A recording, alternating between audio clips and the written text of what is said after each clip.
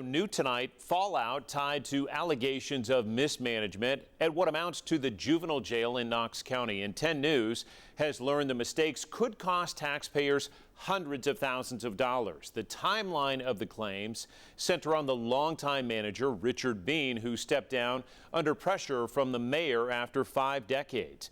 10 News anchor Brittany Bailey takes the new questions about mismanagement to county leaders and Richard Bean himself. Knox County taxpayers are now on the hook for $625,000 to cover Bean Center employee annual leave and sick leave. Now, to be clear, that is not money that would be paid out immediately. Some of it not at all. But county leaders say it still puts them in a tough position. We didn't think we had another choice. We thought this was the safe, legal thing to do. The chief financial officer in the county, Chris Caldwell, says new findings show the Richard L. Bean Juvenile Service Center was mismanaged and full of costly record-keeping mistakes dating back years.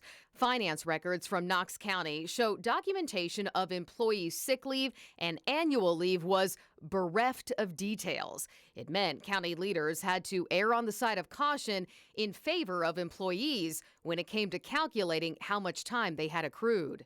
I think we would tell you we think that number is probably high on the high end in favor of the employee, but without adequate documentation and records showing when employees took off, we had no way to know that, and we never found anything that would help us in that regard.